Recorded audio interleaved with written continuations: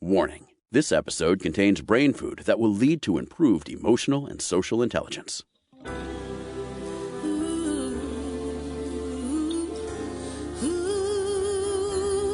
Give us 1 hour and we'll help you change the way you think about happiness.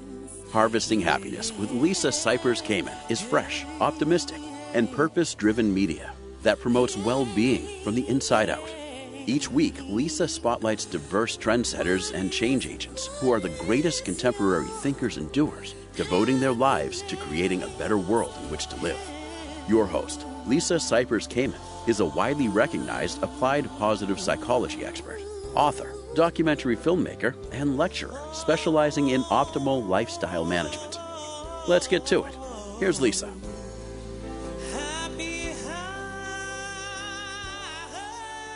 Good morning, good afternoon, and good evening, wherever you are. Thanks for joining us on today's show, where you will learn how to vote with your wallet at the intersection of ethical capitalism and conscious consumerism.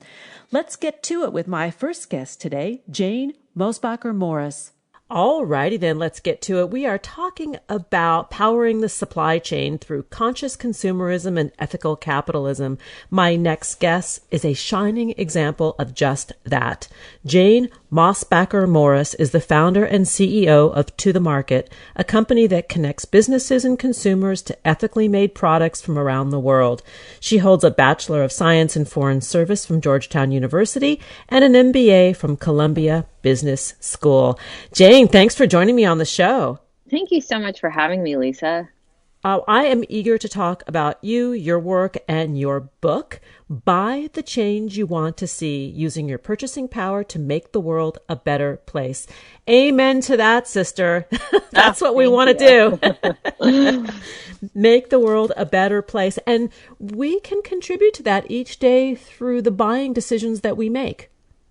You're absolutely right. So when we go to buy something, to pick something out, to pay for something, we have an opportunity to choose who we're spending our money with and, what type of business we want to support. And I'm super excited to talk about in the book how everyone from every walk of life can be a part of positively impacting other people or the planet by beginning to harness their purchasing power for good.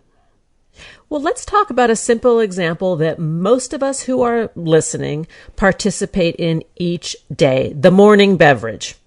All right, for coffee and tea. Yes. Mostly coffee, but some tea. Coffee is this amazing, and I'm going to focus more on coffee because we have a chapter on it in the book. But tea, there are so many parallels, and is probably the most transparent commodity in the world, which is really extraordinary. And what I mean by transparent is there have been these amazing companies like Starbucks who have invested significantly in allowing consumers to understand where coffee is grown, how it's grown, and who are the faces and the hands behind the coffee that we enjoy every day. And if you are someone who drinks coffee in the morning, it is such an awesome way for you to connect with values that are important to you. Meaning, if you are really excited about, making sure that the environment is protected, you can buy coffee that is shade grown or USDA organic. If you feel super strongly about labor rights and empowering people to work in dignified places, you can buy fair trade certified coffee. So coffee is this awesome, awesome drink that almost everybody in America enjoys that has a whole range of certifications that can align with our values that we can support based on what type of coffee we buy. And let's talk a little bit about women-owned businesses or women-grown crops, because this is another area that you talk about in your book, Buy the Change. I do. So within the coffee chapter, we talk about my favorite sort of blend of coffee is called quiche coffee. It's a women-grown coffee, which is very rare. Coffee is traditionally grown by men. And what I talk about in the book is that, one of the values that's most important to me is supporting women-owned and operated businesses.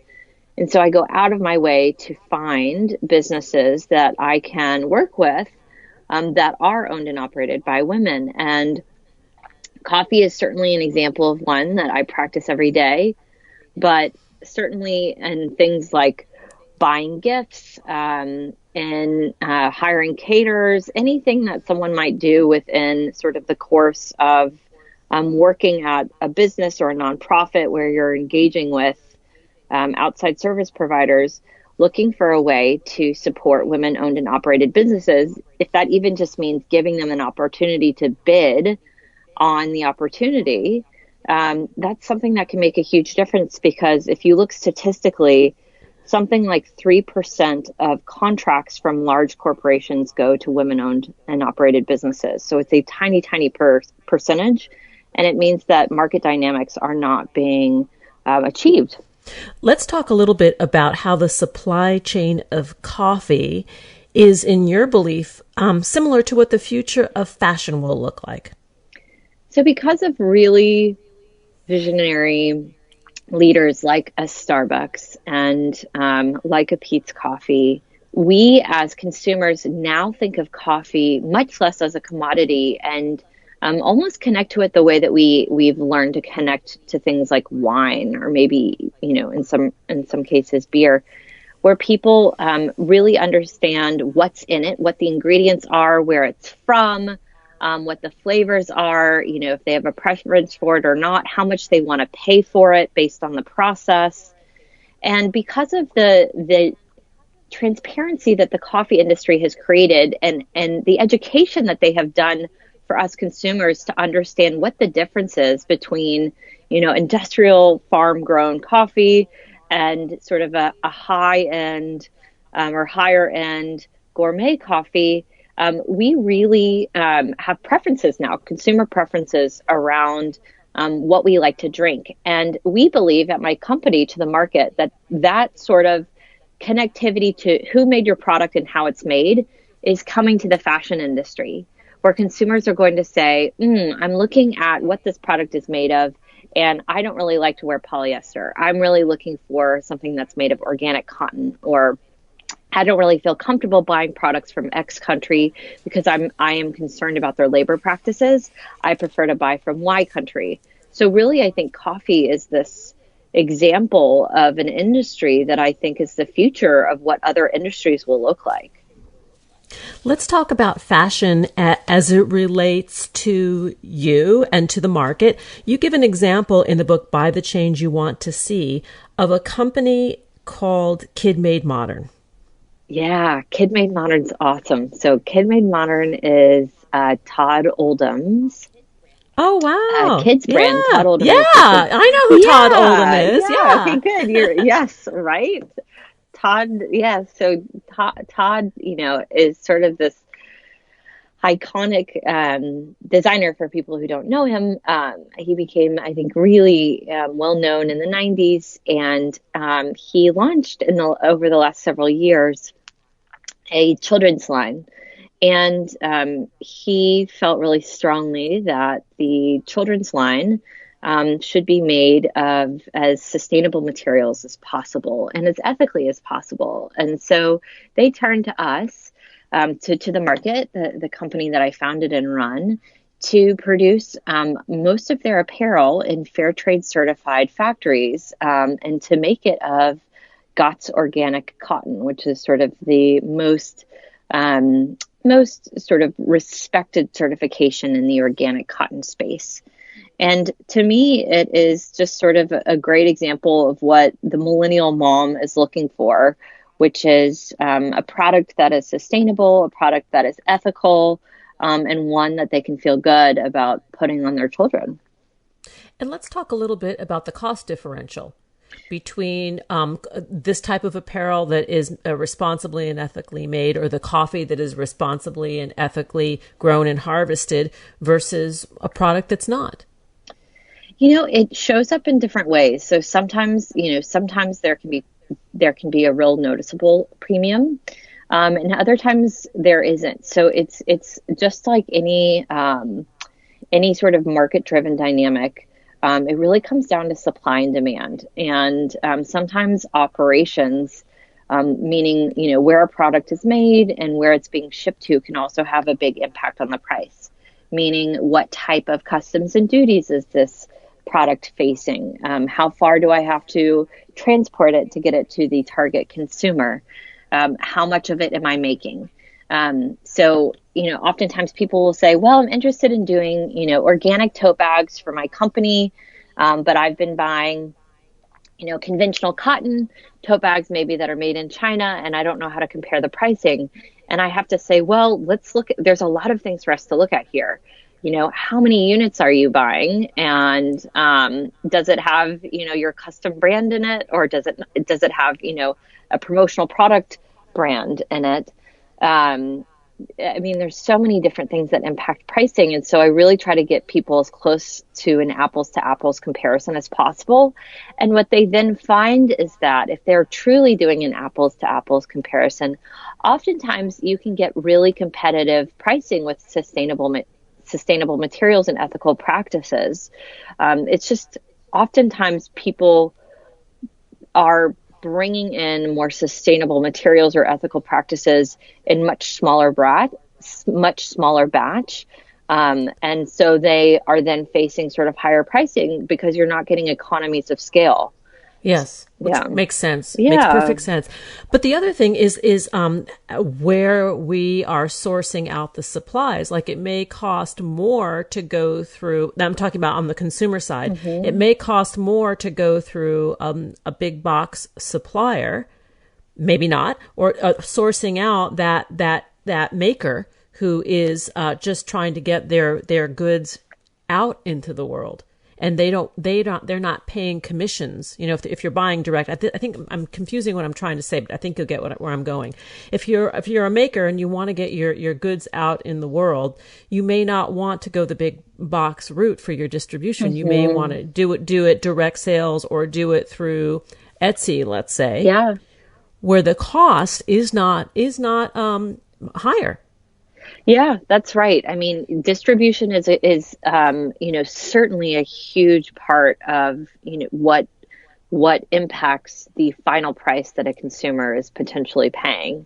And so as people are deciding how to price their product, deciding, am I having to wholesale this good? Meaning, am I having to sell it at a price that then allows whoever is then reselling that good to at least make what's sort of thought of as a keystone margin, which is at least 50%, versus selling it direct to consumer, where I'm able to enjoy a much sort of bigger spread of the margin. And so there are certainly ways that if people are feeling like their base cost of goods is higher, that they can still reach a consumer.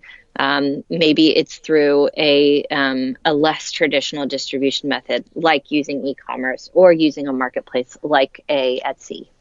Yes, it's interesting. And what I realize is that we do have a lot of power through our pockets, our pocketbooks or our checkbooks or our credit cards to control what we are doing here. Yeah, look, if you look at the size of the United States Agency for International Development compared to, specific industries where people spend money, it pales in comparison. And if you look at the amount of money that Americans spend annually on more discretionary spending versus what they are able to afford to give away to charity each year, again, it pales in comparison. And my point is that market dynamics, our ability to make change by voting with our wallet and by deciding to spend money with companies that are advancing values that align with ours, can often be much more significant than our ability potentially to make change through the not-for-profit space, purely because of the size of the market. We're going to take a break, and when we return, we'll continue the conversation with Jane Mosbacher-Morris. We're talking about her book, Buy the Change You Want to See, Using Your Purchasing Power to Make the World a Better Place. To connect with her and her work, please visit tothemarket.com, and on Twitter, that's at Let's Go TTM. Here comes the break. We'll be right back, and that is a promise. Did you know that happiness is actually good for your health? Happy people live longer, are more productive, and make better partners, parents, and professionals. Connect with us on Facebook at Harvesting Happiness and follow Lisa on Twitter at Lisa Kamen for a daily dose of inspiration.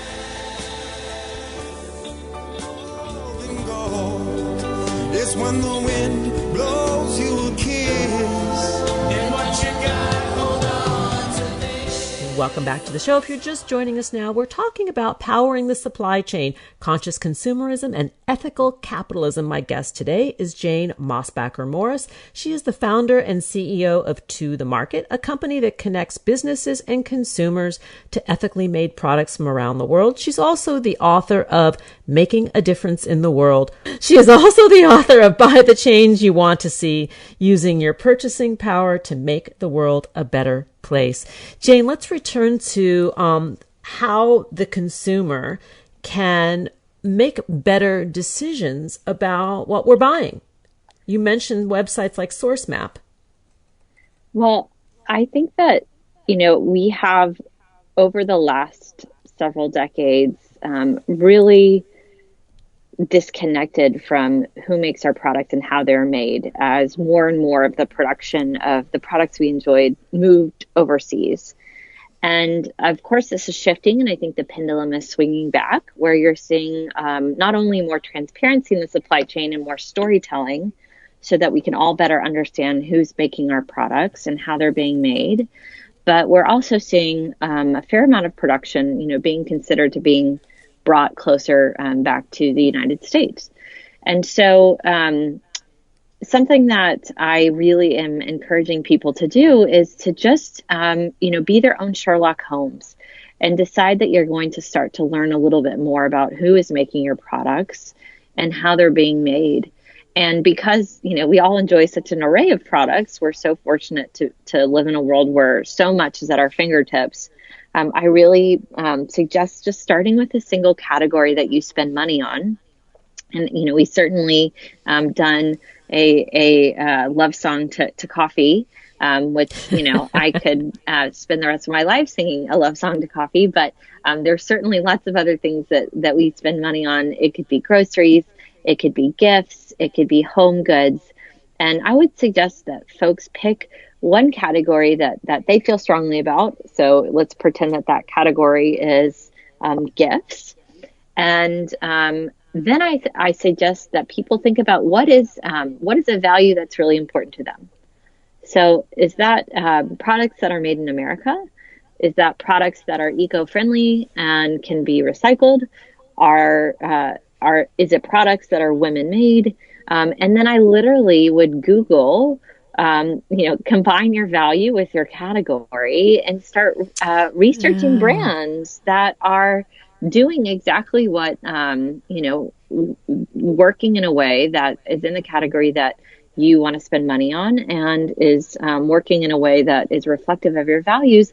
And then it's like dieting or any other sort of committed change that you decide to make, where you come up with a goal that is realistic and one that you can maintain.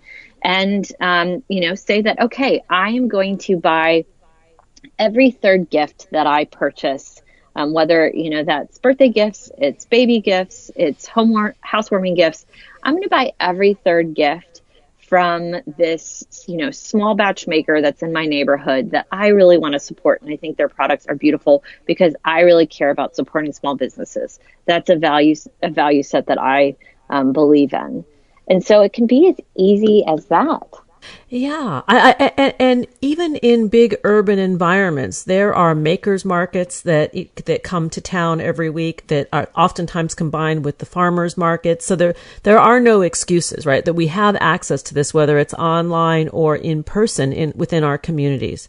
Totally. I mean, it has, again, because of things like Google, it is easier than ever to find hyper-specific groups who are producing, specific categories in a way that's aligned with your values. I mean, going back to the coffee, we found when we were researching this chapter for the book, we found coffee makers who are specifically supporting veterans and first responders. We found coffee makers that are specifically employing, women in the growing process. We found, makers who are just doing just very, very esoteric things that could truly appeal to almost anyone, across the value spectrum, across political, socioeconomic interests.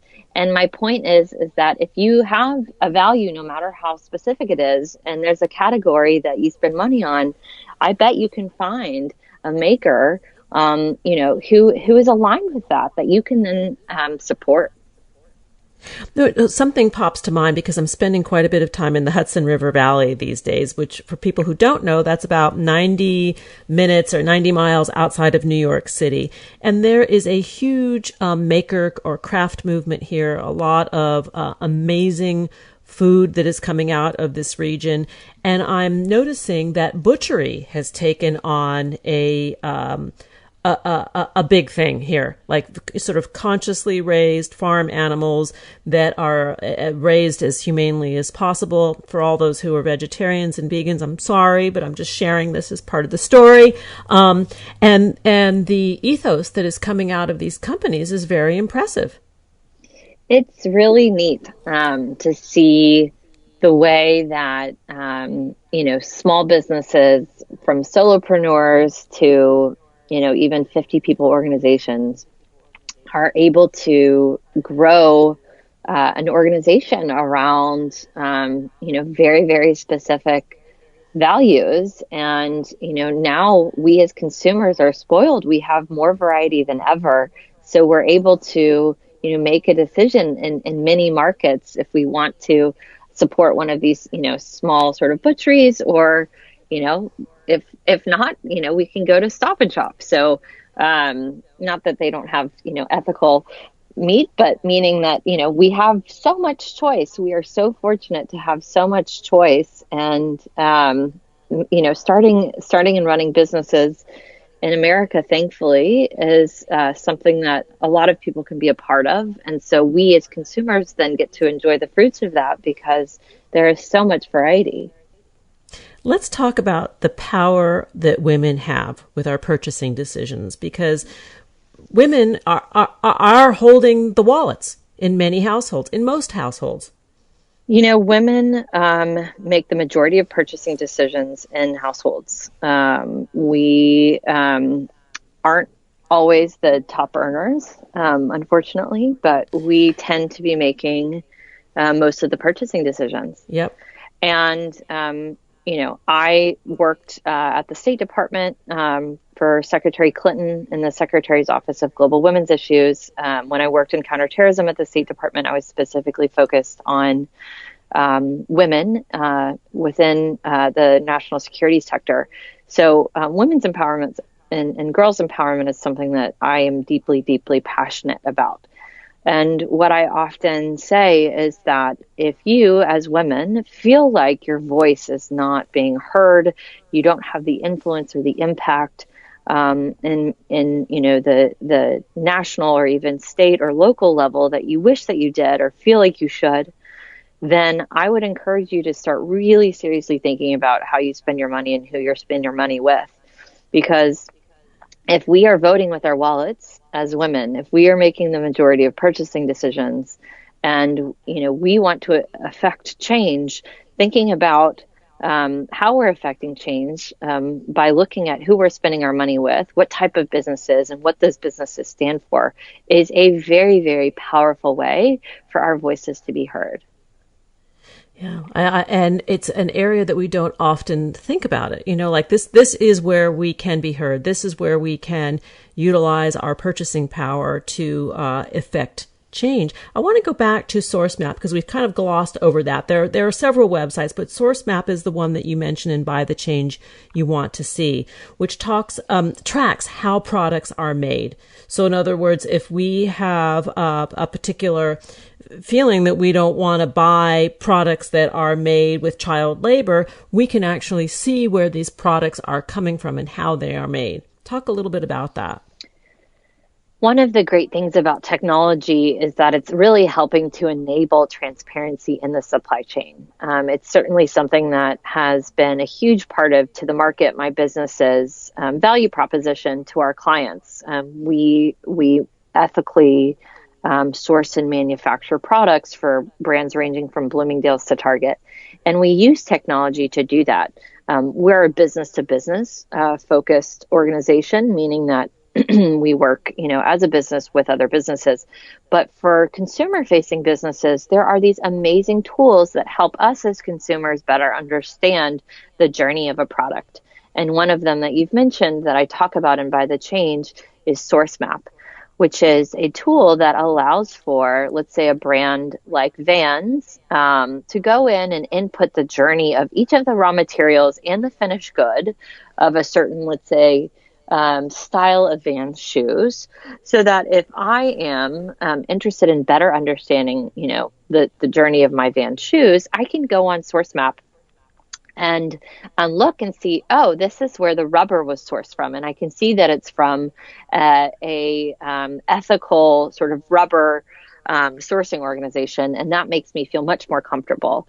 Or I can go on and see the journey of, my Timberland boot, and I can see that my boots were ethically made in the Dominican Republic, and I can see that, X number of trees was planted in that journey of making my boot, and that makes me feel much more confident in shopping with this brand. And so SourceMap is one of several sort of technology solutions that I think is helping us consumers better understand who's making our products and how they're being made. Listen, I think this is eye-opening for me to realize just how much power I do have through what I purchase. By the Change You Want to See is a great read. I recommend that everybody read this. Man, woman, even your kids. I mean, there's no reason why kids cannot understand how their goods get to market and why it's important to make these kinds of responsible decisions with what we buy. Look, this is for everybody. I mean, and that's, again, and I know I've said this, but it's every socioeconomic level. I mean, whether you have a budget, of $500 of discretionary spending a year or $500,000 of discretionary spending a year, that is still a lot of money, especially when you think about the impact of that money in other countries. And so everyone can, harness the superpower of voting with your wallet and realizing that you don't have to move to a different country and, devote yourself to a nonprofit to make a difference in the world. You can simply make a small commitment to shop with companies that you feel like are reflecting your values and helping to create the world that you want to see. By the Change You Want to See, use your purchasing power to make the world a better place. Authored by my guest today, Jane Mosbacher-Morris. To learn more about her work, and what she does, go to tothemarket.com. And on Twitter, that handle is @Let'sGoTTM. Jane, thanks so much for hanging out with me. Thank you so much for having me. A pleasure. Here comes a brief pause. We'll be right back, and that is a guarantee. Did you know that Harvesting Happiness travels? Lisa delivers unique on-site mental fitness programming at corporations, universities, and organizations around the world that boosts morale, creates positive change, and improves well-being. Visit harvestinghappiness.com to connect and learn more. It's when the wind blows you a kiss, and what you got, hold on to this. What is your happiness?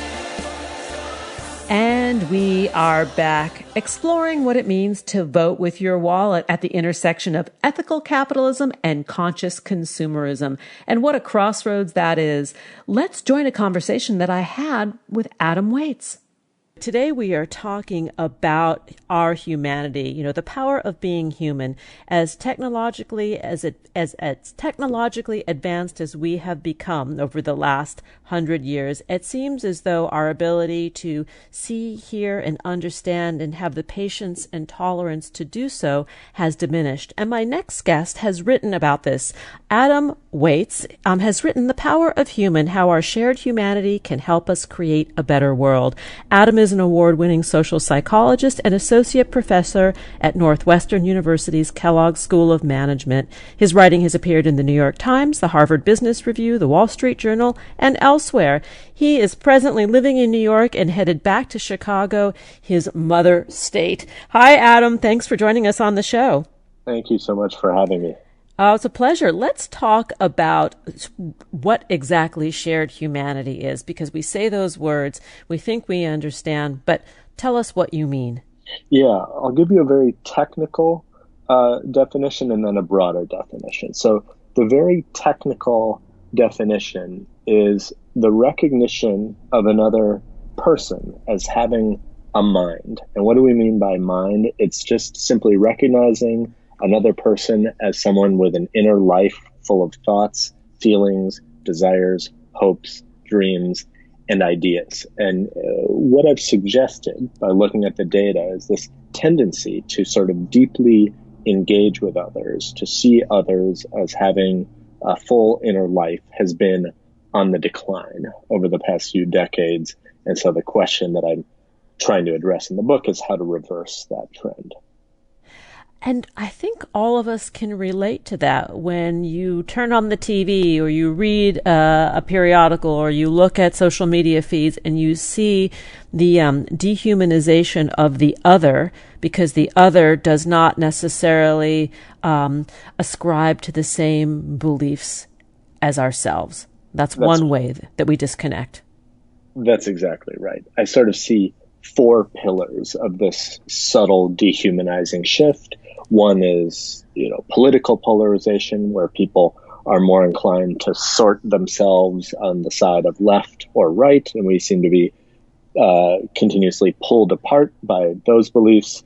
You also see this shift in terms of income inequality, so the haves and the have-nots becoming increasingly disparate. Third, something that you mentioned is technology. Technology does pull us apart, although it need not do that, which I'll suggest.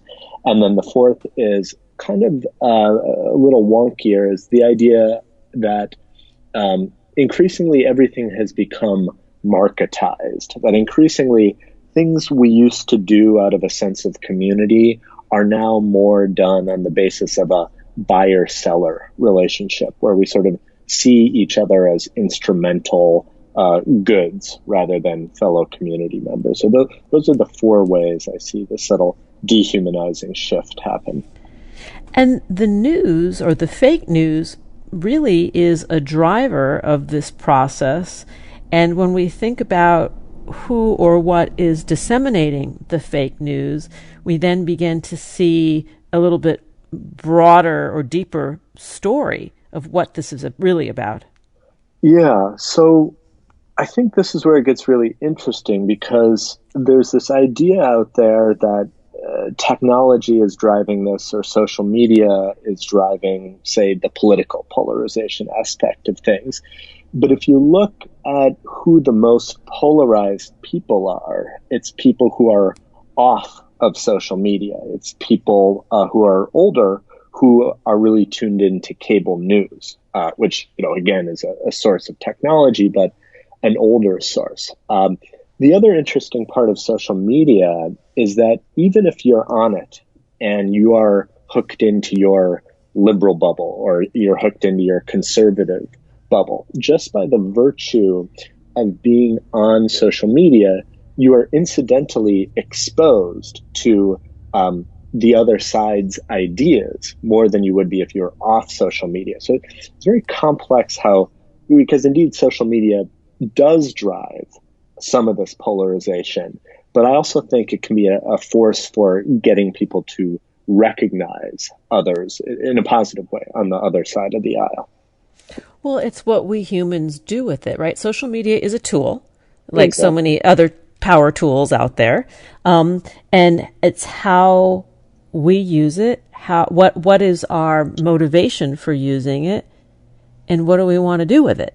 Exactly. It's all about how you use it. So in some other research I did, I wanted to answer this question: does using online technology help or hurt empathy? So my co-author and I, we looked at all the studies that ever examined this question. We found out the answer is both, right? And the answer is both because of exactly what you said. So in a study of Dutch teenagers using more social media over time increased empathy because they were using social media to connect with their friends. In other cases, when people use social media as a substitute for real deep face-to-face interaction, it reduces empathy. And so the technology part, I think we're just scratching the surface of how that's really changing our social life. And I think what's interesting about U.S. culture is we tend to use social media, many of us, see if you recognize yourself in this story for the listener, as almost like the beard or a veil that keeps you connected, but not really connected.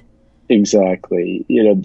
Some scholars have coined this term, the Facebook self, right? It's Facebook for me is a tremendous way to keep in touch with all sorts of people from my past. But what is the Facebook self? It's the self that we present on social media, which is often our ideal self. It's our best photos of ourselves. It's commenting on our most memorable vacations, our best night out, our anniversaries, all mostly positive life events. So we're connecting with each other using these tools, but in a way that can at times be inauthentic. Yeah. So when we talk about restoring or bolstering our humanity, I think you're suggesting that we look at some other angles for doing so. Yeah. So what a lot of people know already, and what has been already covered quite a bit, is the importance of, say, friendship and social connection. So that's one major power of humans. We know that other humans literally help us live longer. We're healthier when we're more connected to other people. What I'm talking about, and what I would say the first part of the book talks about, is that just the psychological stimulus, human, or the presence of another human, can be enhancing and can bring a lot of positive things to life in other ways. So when humans are present, our experiences are more meaningful. They're more moral. We're more likely to act morally when we are confronted with another person. We work harder on behalf of other people, and we are more swayed to engage in positive collective action, like voting, when we see other people doing so.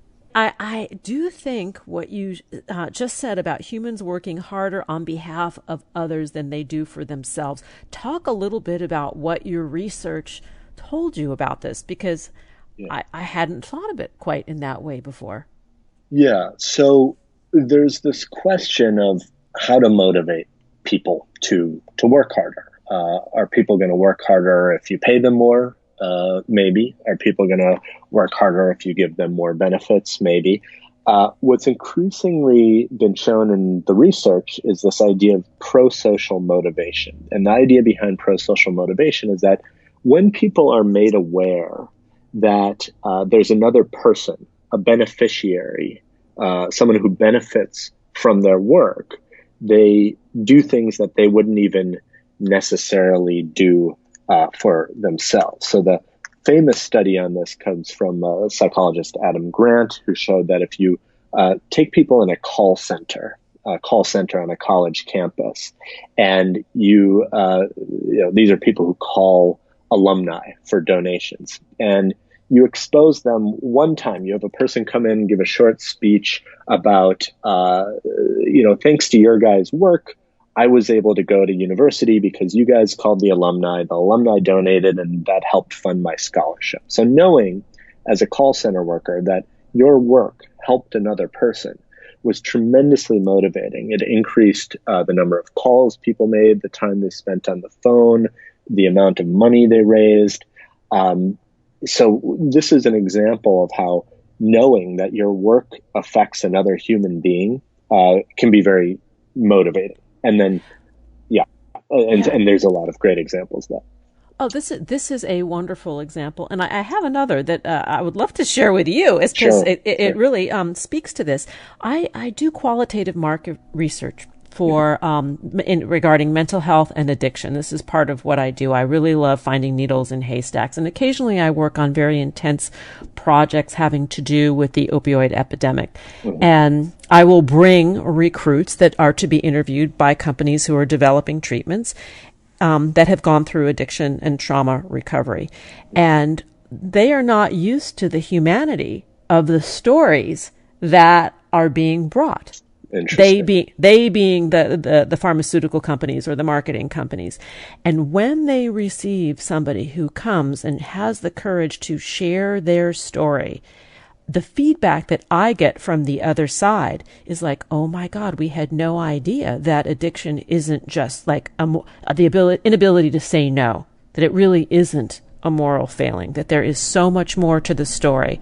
Right. So there's that win of understanding humanity on that side. And then the person who shares their story, their struggles, and their transcendence of something that was really difficult, such as addiction, makes them feel good that their story contributes in some way to help someone else. I mean, I think, the key point, the key word behind what you're describing is empathy. Like when you hear another person's story, you get access to their inner life and their feelings in a way that just doing the work doesn't give you. And the interesting thing is it just takes one person. And sometimes it's even better with one story versus a whole bunch of stories that gets diffused. I mean, I love that example. And there's so much that can be done in the medical realm. I think Medtronic, a medical devices company, does something similar where they'll bring in people who have benefited from the devices. And that's just really inspiring for employees to hear those stories. I can think of another example, some work that I do with a pharmaceutical company that treats orphan diseases, pediatric orphan diseases. And they have on the walls of their lobby photographs of the patients whose lives have been saved by the treatment. It's like it brings tears to your eyes just seeing their eyes. Of course. And I imagine, these orphan diseases, it's not necessarily profitable to produce drugs that only, for diseases that only affect a few people. Oftentimes people who can't necessarily afford the medicine. But, what are scientists inspired by? They're inspired by doing meaningful work. And if you know that your work contributes to saving a life like that, it's tremendously motivating, more so than a big boost in the paycheck, I would imagine. Let's go to the break, and when we come back, we'll continue the conversation with Adam Waytz and his book, The Power of Human, How Our Shared Humanity Can Help Us Create a Better World. To learn more, please visit adamwaytz.com. Here comes the break. We'll be right back, and that's a promise. Who says money can't buy happiness? Whether you are a skeptic or seeker, check out Lisa's new book. Are we happy yet? 8 Keys to Unlocking a Joyful Life. A boot camp manual for greater emotional fitness is available at Barnes & Noble, Amazon, IndieBound, and HarvestingHappiness.com. Here's a truth bomb. Emotions are contagious, and happiness is a universally desired state. But we tend to forget that we all have the freedom to be happy or the liberty to be miserable each day, regardless of external circumstances. Explore the journey of human happiness, how to find it and keep it, with Lisa's documentary film, H Factor. Where is your heart? Visit harvestinghappiness.com to learn more.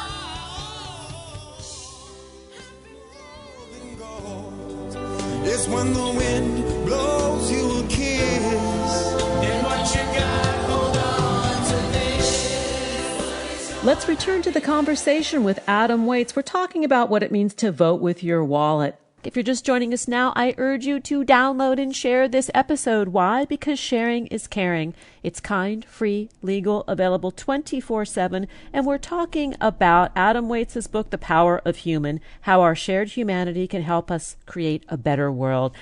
Adam, prior to the break, we were talking about stories of that create empathy, how the power of our connection in meaning through our meaningful work is the sweet spot.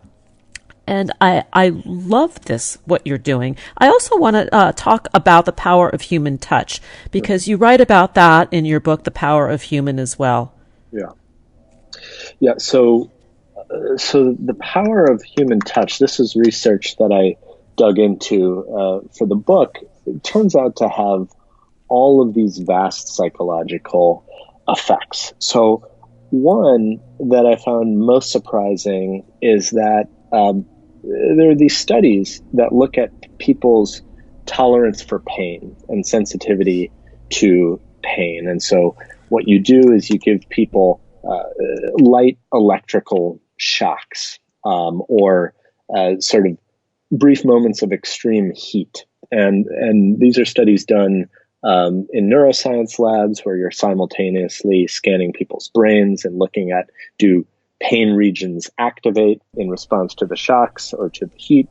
And the interesting part of these studies is that in some cases, they have participants hold the hand of their spouse or hold the hand of a stranger or not hold anyone's hand at all. And it turns out that simply touching another person's hand reduces the experience of pain, both measured in terms of activation in the brain and how people feel in terms of response to the pain. So this mere power of human touch can actually reduce pain sensitivity. Is the human touch, it's stimulating oxytocin, so there's that bonding hormone? Is that what's doing that, and reduction of cortisol? It's unclear, and the research on oxytocin has gotten a bit messy in recent years, so I'm not sure where that work stands, but it's something we do know from other work that positive human touch does reduce cortisol, and so that could very likely be having an effect on things. What's interesting is that if you dig in deeper to these studies, the effect is greatest when people are holding their spouse's hand and when marital satisfaction is high. So the more loving relationship you have with the other person, the more of an analgesic effect holding the hand serves. But I found all sorts of other data on the power of human touch. There's a study showing that NBA basketball teams who display more touching on the court, so more hugging and backslapping, they perform better because they perform more cooperatively. We also know in a very different domain, in the marketing domain, giving people the sense that an object was made with human touch versus manufactured by a machine increases people's willingness to buy the object as well. So human touch, again, it just speaks to the power of human as this very important psychological stimulus that gives experiences and objects meaning and value. So the more technology we have, the more artificial intelligence comes into the marketplace and occupies space in factories, in production, and in businesses, it will not and cannot replace this human factor that you're discussing. Right. At least not yet, and not to my knowledge. I mean, in some ways, the more... I hope not. Yeah. Jeez. Well, in some ways, the more technological the world becomes, the more valuable human touch becomes, because it's now a scarce resource. And so in a very different domain for the book, I talked to a woman named Ai-jen Poo. Ai-jen Poo is a labor organizer who represents the National Domestic Workers Alliance. So she's someone who fights for the rights of nannies and elder care workers and all these people who take care of others. And so I asked her, there's a real interest in creating robots to take care of other humans, especially with the elder boom. There's this interest in creating care robots. And so the question that she's facing with her organization is, what is it that can't be replaced by a robot. And of course, there are many things, but one of the things that stood out in talking to her is the importance of real human contact. Whether it's holding someone's hand or helping them in and out of a car, that's something that can't be replaced by a robot and seems to have a lot of psychological power. And how, as humans, can we strive to be better people, to do better, to help create a better world for all of us through ignition of this human factor?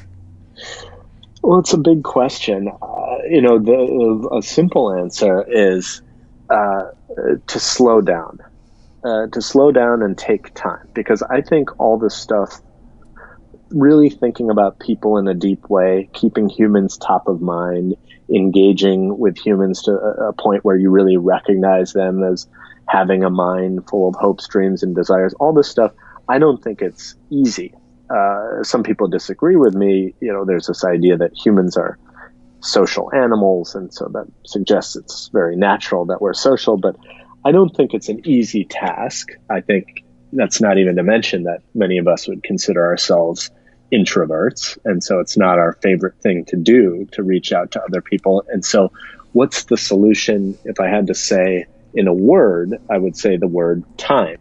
Taking time and really taking a breath to do that hard, heavy mental lifting of connecting with other people. And time is a currency in Exactly. in today's marketplace, actually, right? Our time is, And when we give each other time, we're being generous. That's right. I also think that runs up against a problem, which is that being busy is also seen as sort of a marker of status. There's sort of this, as much as everyone would want more time, I think everyone is very proud to be busy, and there's this sort of idea that we should be always busy or working or hustling. And so I think detaching from that idea, sort of detaching from the placing value on busyness and placing more value in leisure and mind wandering, even, I think that's the sort of mindset that's required to shift toward a more humanizing world.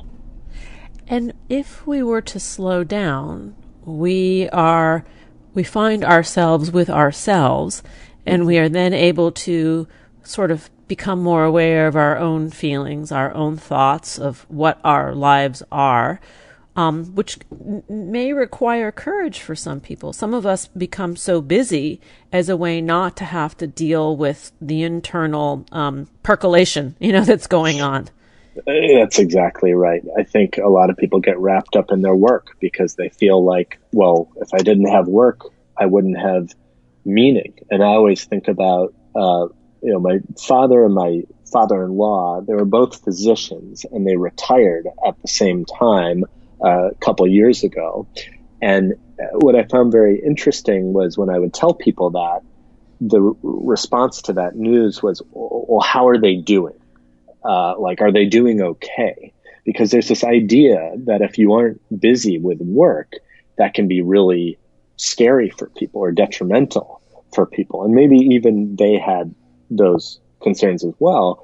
But in fact, post-retirement, their lives are tremendously fulfilling. It's filled with all sorts of leisure and being with grandkids and gardening and traveling and all those sorts of things. And so I really I agree that even for myself, there's a fear of what would happen if we took time off or took a break or were alone with our own thoughts or stopped working so hard. And I think the upside of that is that it gives you more time to engage with other people. And for those retirees that find themselves in trouble when they quit their day job, so to speak, many of them will say they never cultivated other aspects of their lives, right? So their That's relationships might not be as fulfilling, or they don't have hobbies, or they didn't set goals for themselves for the next season of their lives. That's right. That's right. So that's also a challenge to make sure that when work goes away, and who knows, it might go away for all of us, that you have other interests. And I think actually, ironically, interestingly, here's where the internet can help. So for people who haven't found their niche or haven't found their people, or maybe just have limited mobility, the internet is actually a real boon to, I know, the elderly population, because it gives people a way to connect with others where they might not have other options available. Yeah, it's I see both sides of the coin, but in order to be more human, we need to do more human, right? Yeah. We need to Yes. do more things that humanize us, and not I think what you're saying is live our lives robotically by just working all the time and not really taking the time to connect, to touch, to breathe, to be. That's right. That's right. And I'm a business school professor, and so I always say in business school you hear so much about the importance of engagement. That's kind of the word of the day. Everyone wants workers and customers to be more engaged. And I think we might have over-rotated on that and need to focus a bit more on disengagement. Yeah. Oh, and at the end of the day, I think all this comes down to how do we choose to show up for this one amazing life, right? Right. And so what's interesting, there's other research showing that as people become older at the end of their lives, what are their goals focused toward? They focus on their relationships. They focus on these social and emotional goals. But in kind of the middle of life or earlier in life, those things aren't as salient because you just don't have this idea front and center that we're not all going to be around forever. Yeah. Well, I appreciate you for the work that you do and the generosity of your time to hang out with me today, and this book, which is awesome, The Power of Human, How Our Shared Humanity Can Help Us Create a Better World. To the listeners, go out and just be more present with those around you and see what happens. Experiment of the day, Yeah. And to learn more about Adam's work, visit adamwaytz.com. And you wanted to say something. I didn't want to cut you off. Oh, no, I just think that's a great suggestion. It's, there's even data that, some of this data comes from us doing a nice thing for another person, having a small conversation with even a stranger makes you happier, makes you more fulfilled. So it's a great suggestion, even if it's just a few moments of the day. Or give your coworker an invited hug. See what happens with that. Invited. Emphasis on the invited. Hashtag invited hug. That's right. Once again, check out Adam's work at adamwaytz.com. Thanks for joining us on Harvesting Happiness today. This is Lisa Cypers Kamen and my guests today, Jane Mosbacher-Morris and Adam Waytz, wishing you kind thoughts, kinder words, and the kindest of actions. Until next time, remember, happiness is an inside job. Happiness is your inside job. Go out and rock your day. Stay safe, stay healthy, and stay joyful. Keep harvesting your own happiness anytime and anywhere from the comfort of wherever you are. Subscribe, listen, and share hundreds of downloadable episodes via our free app or from our libraries at toginet.com, iTunes, Google Play, and other fine podcast platforms. To learn more about Lisa's global consulting services, please visit harvestinghappiness.com. Spread more joy by liking us on Facebook at Harvesting Happiness and following Lisa on Twitter at Lisa Kamen.